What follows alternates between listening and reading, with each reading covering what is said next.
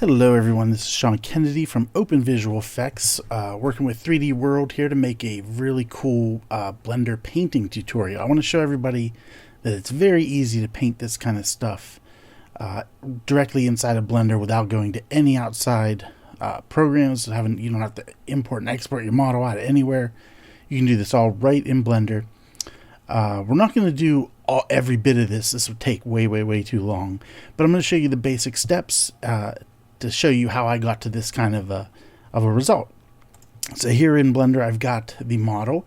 If you switch to a kind of like a rendered view or a material preview view or a rendered view, you can see there's no textures on it at all. So what we're going to do is first we need to unwrap it. And you could spend time doing a detailed unwrap if you want, but for this tutorial, we just want to kind of get right to it, and the painting doesn't matter too much. So I'm going to go ahead over to the UV editing tab here. We're just going to work on the main body of this this sci-fi crate, and you can see it's already got it in edit mode, and we're already everything's selected. So if I just hit U and unwrap, and it's going to do a horrible job. It's going to destroy everything. But if we do U and do Smart UV Project, it will do it. It'll unwrap automatically based on the angle of the faces when they come together. We're going to throw a tiny bit of a margin in there, 0.05, and we can leave the rest at default and hit OK. And we should get, it takes a little bit longer, we get a very nice unwrap, which is exactly what we want for painting. So we're done here. So let's go ahead over and start creating our first shader node. We're really going to only have one shader for this main body, but there's going to be a lot of elements in there. So come over to the shading. The main two panels that we're going to be using throughout this is the texture paint and the shading tutorials. And then we're going to be using a lot of the properties over here. So here in the shading, this is where you assign shaders and work with them. Right now we have nothing on it, so go ahead and click New. And I'm going to call this crate main body, because that's what it is. It's the main body of the crate. It's a good habit to name everything, right? So for now, let's just pick a basic color, right? We've got our principled BSDF shader here, which is kind of everything you need for most shaders, at least basic ones. So let's just go ahead and pick like a cool red, like a deep red, and make it really dark and dingy, kind of like I have in that image. Make it a little bit brighter. And of course you can do any color you want. I'm just sticking to what I've got in that final image. So it doesn't look too bad, right? It kind of looks like plastic or paint or something. Not too bad, but not great either. So I've also downloaded you know what else you need to do is, sorry about that, I just got very distracted for a second. Moving on to the next thing. Go ahead up here into Edit and Preferences and go to your add-ons, and you want to look for something called Node Wrangler. So I'm in the search, you start typing Node, and you'll see this Node Wrangler. Yours will probably be unchecked unless you've used it already. Make sure that's checked. Node Wrangler is a great little node. It's got some extra like keyboard shortcuts and stuff that we're going to use heavily. Not heavily, but a lot. And once you know a few of them, you become very dependent on them. So yes, now we can go to this. I've got some textures here that I downloaded from CCO Textures, and I'm just going to grab this Metal 14 4K color image. It comes with all the maps. We're just going to use this color one. Just drag and drop it right in your node view here, and you'll see it creates a node for the image. So now if you hold down Control and Shift and click, you can see what that image looks like on your model. So this is okay. It's not too bad. Again, I'm going to hold down Control Shift and I'm going to click on this node. Whatever you hold down Control Shift and click on, it will attach to the material output so that you can see exactly what that image is doing. So for now, let's just attach this color into the roughness. We'll try and go through this pretty fast. You can, of course, get really in depth in node stuff with Blender. You can get insanely in depth, but we're not going to do that here. This is just a basic painting thing. So here you can see that image is creating shiny spots and rough spots, which is exactly what we want. Now, we don't want them too shiny. Like right here, it almost looks kind of wet. We don't want them that shiny. But first off, let's go ahead and hit, with this image selected, if you hit Control T, that's part of that Node Wrangler add-on we just added. And it automatically adds, by hitting Control T, if there's a vector input, it will add the texture coordinate and mapping that allows you to control how that texture is on the object a little better. By default, it's using the UVs, which is not what we want. We set up that crazy UV. So what we want is just the generated. So just plug that in there. So it's, some aspects it may look better. On the sides, you can see it's very stretched. We're just going to do a basic box map. So go over here to the image, and you'll see flat. Switch that to box, and give it a second. And now it's exactly what we want. Yeah, it's mapped on here properly. This is exactly right. There may be some sharp blending here on the edges. You can see right here some sharp edging where the texture, it's basically putting the texture completely on each side. So it's kind of, sharp edges. If you turn this blend right here to 0.2, that'll just disappear. So there you go. And let's also make that a little darker. Let's right now we're feeding it into only the roughness, but let's also feed it into the base color just to make it a little bit darker in those areas. So I'm going to go ahead and hit Shift A, and I'm going to go color, and I'm going to grab a mix RGB. This is a really basic node for mixing two colors, and you have all your blend modes that you might be familiar with from Photoshop or compositing applications. So here's a cool feature. If you want to copy a color anywhere else, you just click in there and drag. So I'm going to click in here and drag it over to this color and drop it in that top slot. I'm going to connect the metal image into the second slot. So what that's doing now is it's mixing the two. So if we go 0, we're getting all red. If we go all this way, we get all the map. What we want to do is switch this to multiply. So now it will make it darker everywhere that image is. So you can see you can kind of dial in a dark. So if we plug this color into the base color here, it kind of overrides that swatch and uses the color that's coming into it. So now not only do we have roughness being driven by that map, but also we have it a little bit darker, which looks a little grungier. And of course you can dial that in however you like. And one other thing we can do is that shininess I was talking about up here, which you can see depending on the reflection. This is the HDR we're using, but we're going to get rid of some of that shininess. I don't think anything on this box should be that shiny unless it's bare metal. So let's go ahead and go converter and color ramp and throw that in. And this is basically like a levels adjustment for whatever's being fed into it, which in this case is our metal image. So you can see if we turn the black up, things get shinier and shinier, right? If we go all the way, it becomes a very shiny box. So black is shiny, white is not shiny. If we go the other way, you'll see it gets less and less shiny. So basically what we want to do is get rid of the complete shininess. So we're going to get rid of the black just by clicking on that color swatch and dragging that up a bit to gray, kind of like a 50%-ish gray. And now things are still shiny a little bit, but they're not shiny. They're not 100% shiny as if it's wet. So this is all right, I think, for now. In fact, I may even turn down that darkness a little bit. Yeah, that's fine.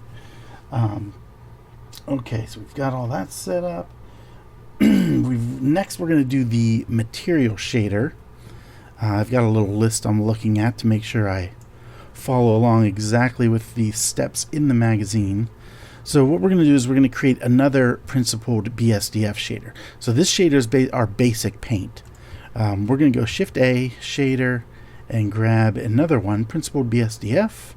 Drop that in here, and again hold Control Shift and click on it, and it goes there. You can see we're right back where we started with this one, just basically nothing, just white. So we're going to make this one metal. It's super easy. There's a metallic slider. Turn that all the way up to 1. Already off to a pretty good start, and we're going to turn the roughness down a little bit so it's shinier to like 0.3. That looks great. Nice metal. It's not bad, but it has no, not like a real character to it. So let's go ahead and throw in two other things. We're going to throw in a texture, Shift A texture, and grab that Voronoi texture, and then Shift A under vector, grab bump. So we're going to basically place a bump map on here to give the metal some character and make it look a little different. Plug that normal into the normal input on the principled BSDF, and then take this Voronoi texture's distance output, plug it into that height. So that looks funky. That's not the metal we want, right? So the problem is that this is too big. So we're going to turn this down to in the value it'll be up. So basically 200 is going to make the cells smaller because it's packing more in the same area. Before it was packing in 5, now it's packing in 200 in the same area. They get smaller. Little counterintuitive, but whatever. You get used to it. So there we go, 200. Let's take a look at this metal again. And now that's a little bit better. It's a little bubbly and strange looking. But if we go to the strength and set that to like 0.15 maybe? That's a little too high. I think we had done 0.05 in the tutorial. Actually, we can go down. Let's even go down a little further, right? Like 0.03. 0.03. There we go. So that looks pretty good, right? Yeah, that looks nice. It kind of has like a stamped, pounded feel. So there we go. That's good for our metal, I think. So now what we're going to do is we're going to set up. We've got these two shaders, right? We've got a paint shader and we've got a metal shader, both in here. We're going to set up a mix shader to mix them. So Shift A, shader, mix. And you can just throw that on there. Basically what we want is, we want the paint on, it really doesn't matter, but it's easier to set it up this way. If you put the paint on the top one, and the metal on the bottom one, then you have this factor where you're basically, same thing again, just like on that Color Mix RGB, we're just sliding between them, right? What we want is 0, we want the paint to show. So we're going to create basically an alpha channel, a matte, where the white values are where the metal is going to poke through, black is where it's just going to remain paint.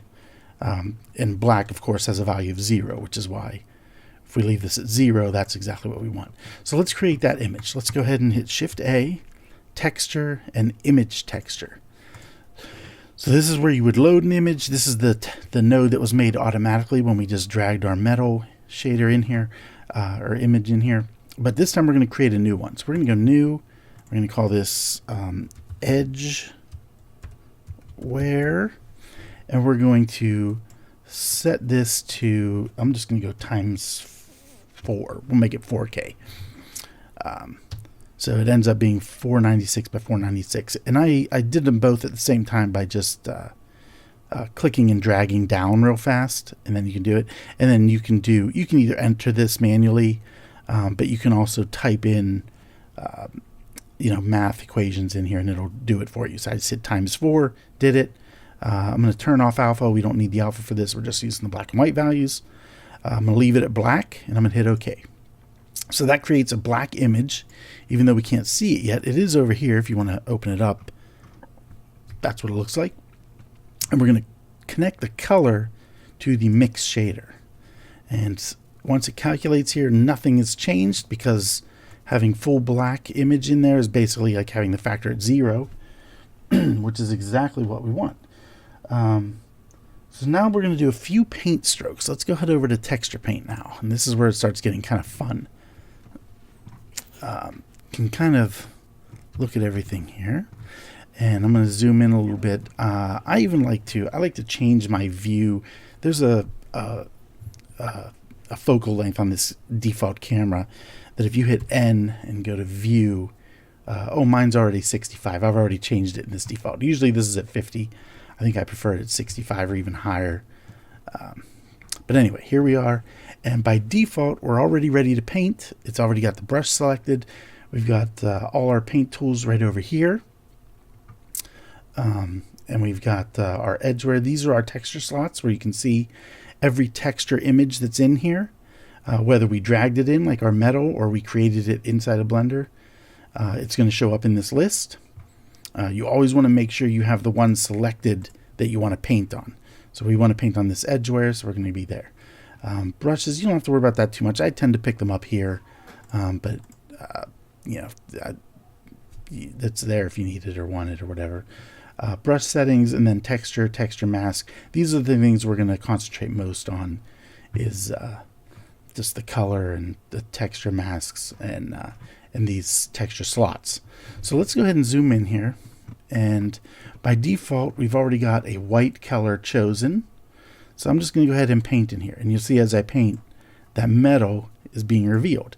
If you look down here, you can see on our map where we're actually painting. So you can paint over here too if you want, although that's a little less intuitive than just painting on the image. So that's pretty great, right? Looks pretty cool. Not super exciting just yet, because we've just got this like soft brush that we're painting with. So let's make a more exciting brush to paint with. So let's go ahead over to our tools here, and we've got this texture and we've got a texture mask. The difference is the texture, if you put a image in there or a pattern or whatever, it's going to actually paint that pattern. So if the pattern it paints the white and the black, basically. It looks at it as almost like a stamp, kind of. We don't want that. We still want to only paint with white, but we do want to have a mask in there that kind of breaks it up. So we're just going to use a noise mask. So go ahead and click New on your texture mask. Click New, and we're going to call this one Noise Brush. And hit Enter, and you can leave the rest of these for now. And then right now it's black. There's nothing here. To create something for it, let's go ahead over here. This little checkerboard here is your texture properties. Let's click in there, and then there's nothing here yet, but if you go to this little drop down, you can see there's our noise brush. So let's grab that, and now you can see the settings for it. I'm just going to switch, instead of bringing in an image or a movie, I'm just going to go clouds, which is a procedural noise pattern, and then we can go back to the texture property, or the I'm sorry, these are, what are these, like the active tool. And if we scroll down, you can see that image has shown up in both our texture and our texture mask. Again, we do not want it in our texture, so I'm going to click X to get rid of it in there and just leave it in the texture mask. So now when I come in here, went inside the model, if I resize my brush by hitting F, you can see that pattern in there, right? So now it's going to paint with that pattern, which is exactly what we wanted. If you right click in here, you get an instant palette, color palette, and strength and radius. I'm just going to slide that down to black, which does exactly the opposite, right? It paints, instead of painting white to reveal the metal, we're painting black to kind of erase the metal and put the paint back, which is really fun. So it looks pretty good, right? But it's still kind of soft and fluffy and not exactly what we want.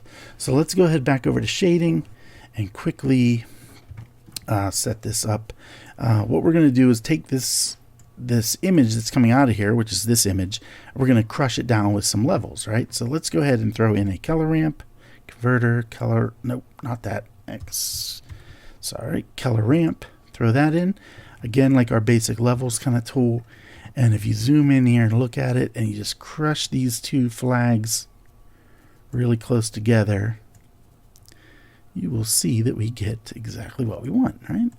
It's like a pretty cool, like now that looks much better, right? That looks a lot more like it's been worn away. And if you come back over here to the texture paint and paint again, I'm hitting F to control the size. You can also hit Shift F to control the strength of the brush. But for now, I'm just going to leave it at 1. And then I'm going to paint a little bit more. And you can see it's actually painting the wear as we go, which is exactly what we wanted. Which looks pretty cool too, right? It looks pretty neat. Okay, so that's pretty fun. Yeah, look at that. It looks great. And really easy to set up, right? So let's go ahead and well, we should save is what we should do, actually. I've already got this project saved, but if you don't, hit save and Control S and enter a name to save it. And what else you want to do is come over here. So now we've started painting on this image, but it hasn't saved this image yet. This image is not automatically saved with the Blender project. So what you want to do, you can tell that by, if you look at this image up here, there's a little asterisk up there. And that's letting you know that there's been changes in this image. If you close Blender right now, it's not going to save this image. So you could either save this manually down here, or under here, under the texture slots, there's just a big Save All Images button. Just click that. Wait for a second, and it's all saved. You see that asterisk goes away, and then just Control S, save your project again. And now that image is packaged with this project. You don't have to worry about it. But as you paint, remember to click that every once in a while, so you don't lose any of your work. So okay, let's see. What's next? Next, we're going to do the undercoat, I think. Let's jump back over to our shading. So what makes this cool a lot is having like a primer. You want to see layers of paint. You just don't want to see one paint and then metal. So we can use this same setup to kind of drive another layer of color. So let's go ahead and let's make some more space in our node view here. If we take a look at this, this is the end of it. So let's move that farther to the right. We don't have to worry about that for a while. And I'm going to make a little bit of space in here. Again, this is our paint. This is our metal.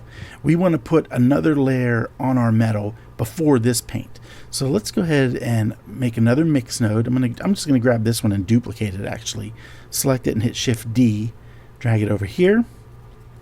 And then I'm going to create just a basic color for now. So I'm just going to grab a diffuse Shift A shader, diffuse BSDF.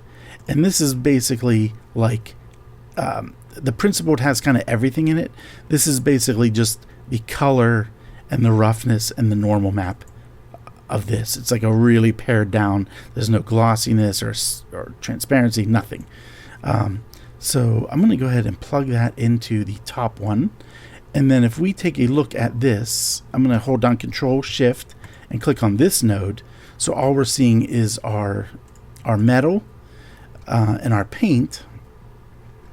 You can see as we slide this around,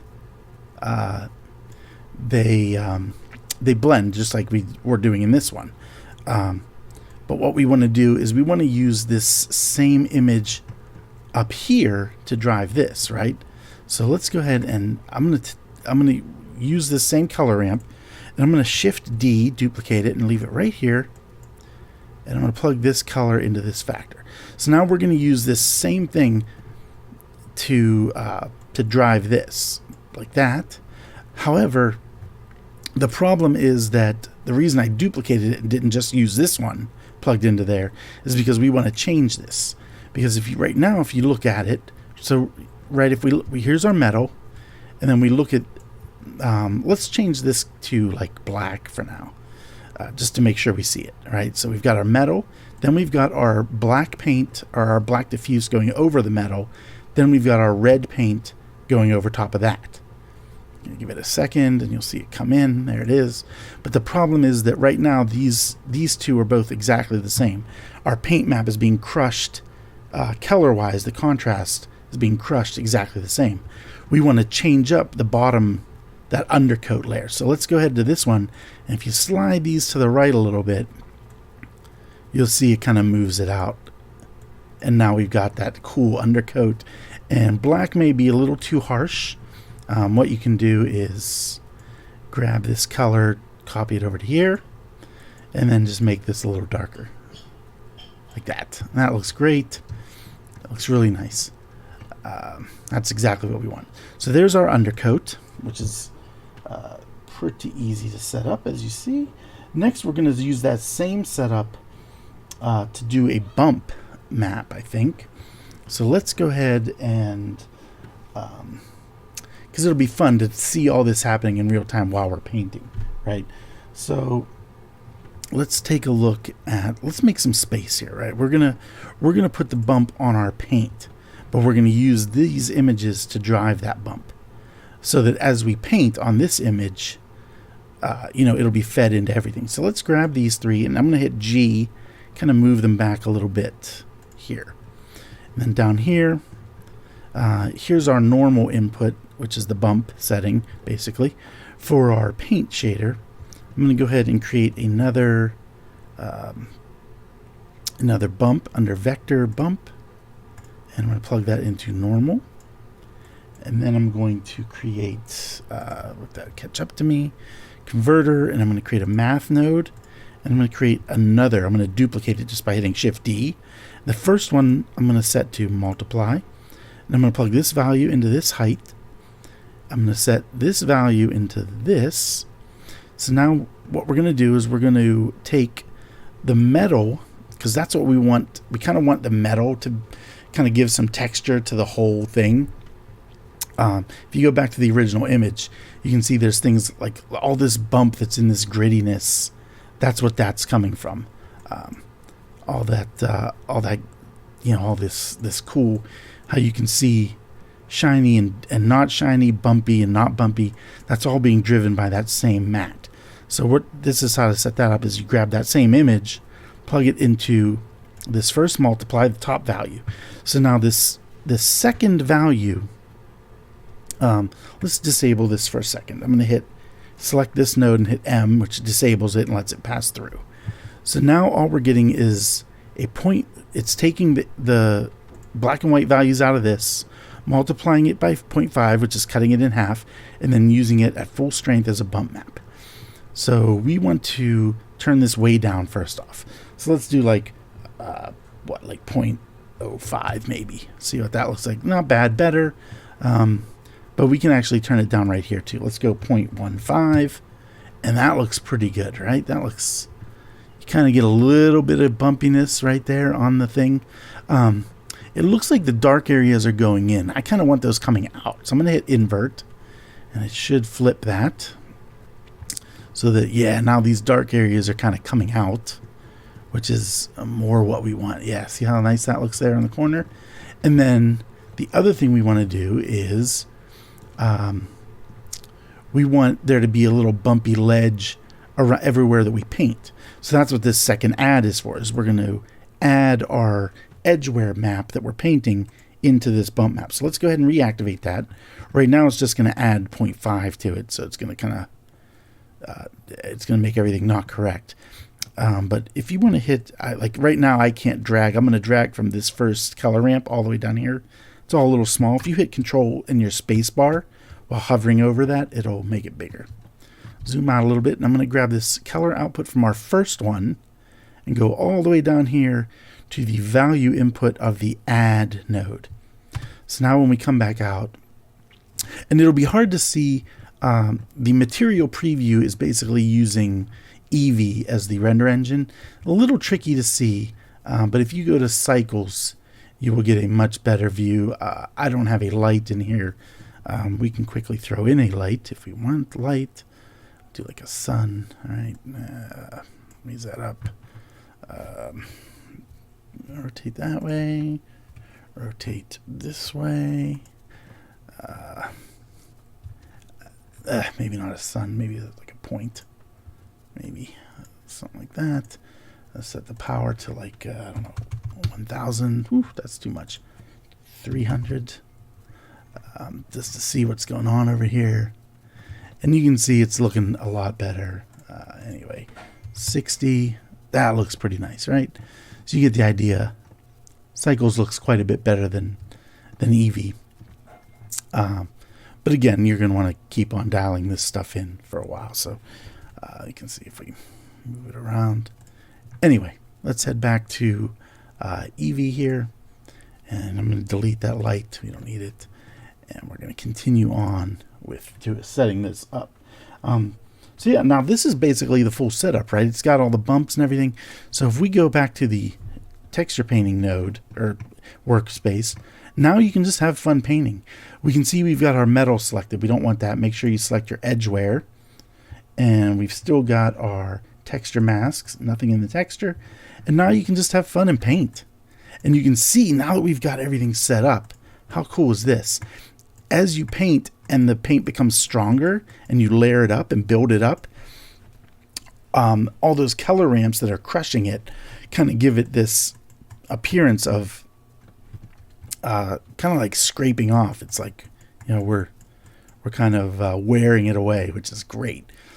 Another cool feature is it's view based. So if you really turn the angle harsh and then do like a cool little scrape like this, like a brush like that, and then you turn it, it kind of looks like it's like a scrape, right? So if you go really, really harsh like this, even harsher, something like that, and it kind of looks like a scrape, kind of. It's pretty fun. So anyway, yeah, you can just keep messing around with this. There's smudge brushes, there's blur brushes. You can grab the blur up here and kind of blur things out if you want to give it some blurry areas.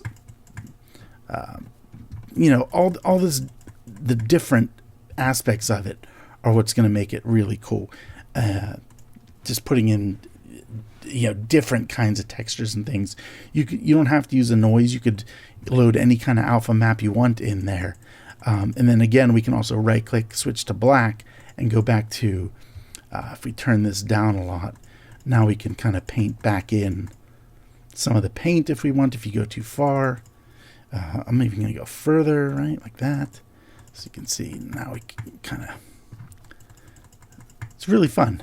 It gets really addicting. So yeah, now you can just do this whole object, right? Let me go, let's turn this up a bit stronger. There we go. You can leave some of that where it's just the primer kind of underneath showing. It's pretty cool. So yeah, anyway, you get the idea there. So yeah, do that. So the next thing would be decals. Once you've painted your whole thing and you want to put some really cool decals on it, how do you do that? That's where we are going to use the texture brush instead of the texture mask brush. First, we've got to make a new image. We're not going to paint, we can't paint on our Edgeware image. We have to create a new image, and we've got to make it larger. So let's go ahead over to shading first and set this up. So we don't even need to see it at this point. We just have to set it up kind of in our nodes down here. So we're going to put it down here at the end, and then run everything else that we need into it first. So first off, let's create a new mix shader. Let's go shader, mix, throw it right here. Right at the end, because we're going to mix in our brand new image, and then let's go ahead and create that image and go under Shift A, texture, image texture, drop it here. And what you want to do with this one is make it larger. This one we're going to make 8K, not 4K, because the details that we paint might get pretty small if we're doing text or little dials and things like that. So this one's going to be much bigger. So go ahead and click new. Let's call this decal image. And we've still got our 4K setting in here from the previous one. So let's just, I'm going to select both of those, go to the end here and just go ×2. And it makes it 8192 by 8192, which is perfect. We do want an alpha channel with this one. We want our decals to have an alpha channel so that it doesn't cover up our paint and our metal. So click on alpha, but we've got to also make that alpha channel invisible for now so that it only appears where we paint. So click on this color swatch, and you'll see right now all the color values are 0, even in RGB, but the alpha is at 1. So drag that alpha all the way down to 0. Now you can see we have no alpha there, and then click OK. So that's our new decal image. And we're going to take, this is kind of confusing. We've got our mix shader here. The bottom one is kind of what's layered on top of what everything behind it. So whatever we paint on here, we want on top of everything else. So let's grab the color output and plug it into the bottom shader. And then we're going to take the alpha. Oh, come on, there we go. We're going to take the alpha and plug it into the factor. So now it's, as we paint a decal, it's only going to appear where we paint, because we're going to be painting on the alpha at the same time. And that will become more apparent as we go and do it. So let's go back to texture paint. We've got our decal image selected here. And let's go down, and we're going to clear our texture mask. Oop, closed it accidentally. I'm going to open both of these, texture and texture mask. Let's clear our texture mask and go up here to texture and click new. I'm not going to name it anything just yet, but I am going to, where it says tiled, I'm going to go ahead and click stencil. And then you see these tools down here switch. So it's still looking for an image that drives this texture. So let's go ahead and do that. Go ahead over to our texture properties, and you can see there it is, texture, right? If you look back here, it's called just texture. You can name it if you want, but I'm not going to. It's looking for an image or a movie, the type again, and we want that this time. Click open, and I'm going to go to my decal set. So these are all the decals I have. They're all PNGs. They have alpha channels with them. And let's just grab one. Let's grab, what do you say, like this one. Open image. So there we go. Loads it in. That's all we need to do here. Let's go ahead back to the active tools. Again, make sure your decal image is selected. So you're painting on that. Go ahead down here. There it is in our texture. There's nothing in our texture mask, which is exactly what we want. And now when you hover over the viewport, you can see you've got something there, right? There's that little, there's the logo, right? But it's kind of wrong. It's messed up, right? So to clean that up, you can click image aspect, and it will make it the correct aspect ratio. And you can even hit reset transform if you want. Sets it down there, but wrong aspect ratio. Click aspect ratio again. So when you paint with this one, it's based on the view. So if we painted it, if we were to paint right here, it's going to be all weird and stretched. So what you want to do is you want to use your orthographic views for painting. And that's on the number pad 1, 3, 7. So if we hit 1, you'll see we go right into front view, orthographic, and then we can kind of line up our paint where we want it. I'm going to put it right here. And to move it around, this stencil, you just right click and drag, and it moves it. If you right click and shift, it will scale it. And if you right click and hold down control, it will rotate it. You can also have all those controls over here as well. But I'm just going to reset that angle back to 0. And let's zoom in and place it maybe right here. Nice, and make it a little bit bigger, huh? Yeah, a little bit bigger. I messed up the angle again, so let's set that back to 0. And that looks pretty good. And then you want to pick a color. I've kind of been using this kind of bright orange kind of thing. And yeah, let's just go ahead and paint now. It looks like my strength is really low, so I'm going to turn that back up to 1 and then go ahead and paint in here. And as long as I don't move anything, it should be good. All right, so now if I zoom out a little bit, you can see it appeared over here in our image. And you can see this also works over here if you want to paint on there. But where's our, there it is. So there it is. Totally worked great. So now you can keep doing that, right? You can, let's switch images. If we go over here and grab a different image, like this patent thing, back over here, go down, make sure we're still on decal. Yep. Go down here, image aspect, fixes that, move it, shift, scale it down, paint it right on. Super easy. Doesn't get any easier than that, right? And you can just keep on doing that. So we can throw let's throw one more. Let's throw I don't know, something right here. Let's go grab, what do we got? We've got this thing. And these are just random things I've made. Click on the image aspect ratio, makes it correct. Scale that up, and we'll even, we'll put it right across this bend in the metal and see how that works out on this one. Yep. So to get rid of that, if you don't want to see it, you can just click it away, and then it's kind of gone. So there you go. Kind of right across the bend in the metal, right? Looks pretty good. What else you can do now, once you've done that, is you can go over to the shading. You can see it's not being affected by anything, any of these maps we've set up, right? What you want to do is have it kind of cut away. You want it to look worn, right? So let's go ahead and throw in a converter, Shift-A, converter, math, and this is tricky, but you want to plug this into the line from the alpha channel. So you can hover it down here until you see just that line, or you can actually just drag from the alpha into that, and then from this into that factor again. And right now it's adding, once it updates, so it gets a little brighter. We don't want that. We want multiply. Now it should get dimmer because it's cutting it in half, multiplying it by 0.5. You can see you can kind of dial that in as strong or as dim as you want. But we're not going to do that. We're going to use, again, our metal image, our grunge image. So I'm going to hit Shift Space to get up my full thing here. And I'm going to drag from this metal image all the way up to this multiply. Plug that in there. Let's go ahead back down to here. Let it update. And so far it doesn't look like anything's happening, right? Doesn't look like very much is going on.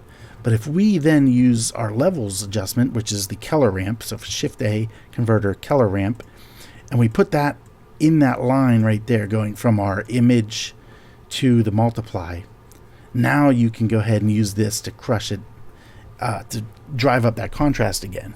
So go ahead and slide this, and as you do, you'll see it starts eating into the decal, which is spectacular, which is just what we want. And you can also, if you want to make these, this isn't even in the magazine, this is a little extra if you want. If you want to make that, right now we just have the image going right into a mix shader. If you want to make that really shiny, you can throw in like a shader, glossy, and plug that color into there, and then plug this shader, because right now the image itself has no shader properties. It has no shininess or roughness or bump or anything. But if you give it a glossy and then plug it in right there, you'll see now it should become very glossy, right? Well, we can barely see it, but turn that way down, and now it's like a little mirror kind of, right?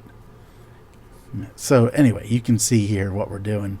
I'm going to go ahead and actually delete that for now and just run this back into the proper way to do this would actually be to grab a diffuse shader, diffuse, because you don't want to run a yellow color directly into a green shader node. So if you do something like that, you get the same effect, but it's actually correct. So anyway, yes, there you go. We can adjust this and have it eaten away as much as you want, as damaged as you want. And it ties in with all the other damage. And then also, if you do happen to paint, if you want to wear away, like let's go head over to texture paint. If you want to wear away, let me see here. Let's go up here. We want to switch this back to white, completely white. Go ahead up here to edge wear and go down here. We want our texture mask node. Grab our noise brush we made. And where am I at? Sure, yep. So we can go here and just kind of start painting our wear in. So you can see the wear isn't affecting our texture image yet, but we can certainly fix that, which I'll show you how to do. Right. So let's get a little more in here so you can really see it.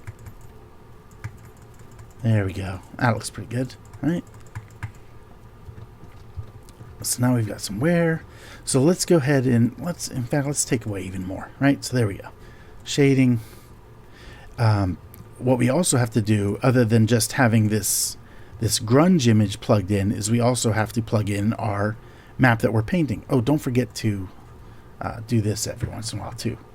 Save all images. Click that. Saves everything. Takes a little longer now because this is an 8K image with an alpha channel.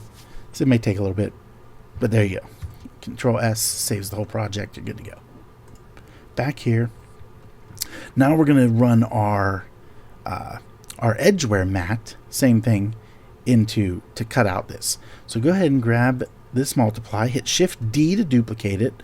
We're going to throw it right in line here, right? Because this is what's controlling, this whole line is what's controlling what we see here.